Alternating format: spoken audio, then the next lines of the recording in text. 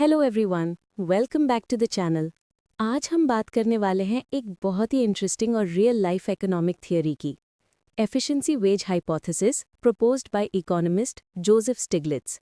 Companies कभी-कभी workers को market wage से ज़्यादा सैलरी क्यों देती हैं? एफिशिएंसी वेज हाइपोथेसिस क्या कहती है?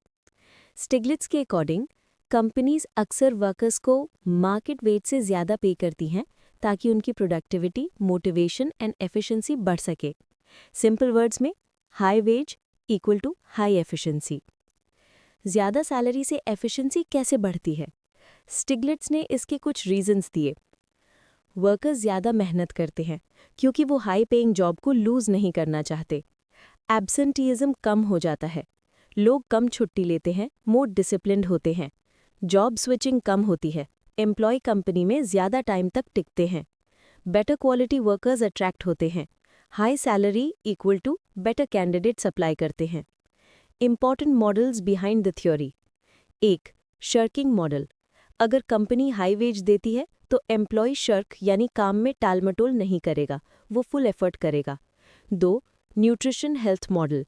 डेवलपिंग कंट्रीज, अगर वेजेस हायर हों तो वर्कर्स अच्छी न्यूट्रिशन और हेल्थ अफोर्ड करते हैं, एफिशिएंसी इंप्रूव होती है। 3. Turnover model. हाई वेज होने की वजह से एम्प्लॉयज़ कंपनी नहीं छोड़ते, हायरिंग और ट्रेनिंग कॉस्ट बच जाती है। Real life example. चलिए एक सिंपल एग्जाम्पल से समझते हैं।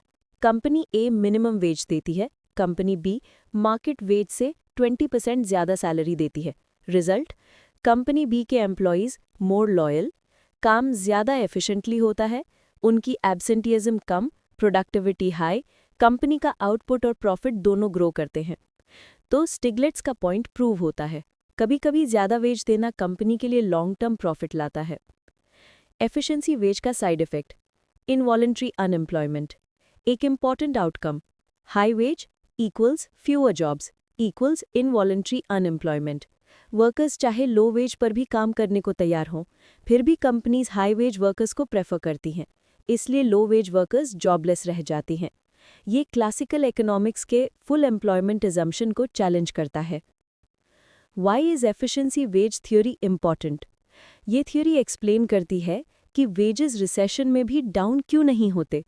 कंपनीज जैसे गूगल, इन्फोसिस हाई सैलरीज क्यों देती हैं?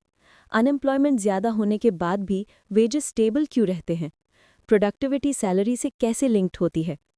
और दोस्तों, ये था एफिशिएंसी वेज हाइपोथेसिस, स्टिग्लिट्स का एक सिंपल, क्लियर और रियल लाइफ एक्सप्लेनेशन। अगर आपको ये वीडियो स्टाइल एक्सप्लेनेशन पसंद आया हो तो लाइक, शेयर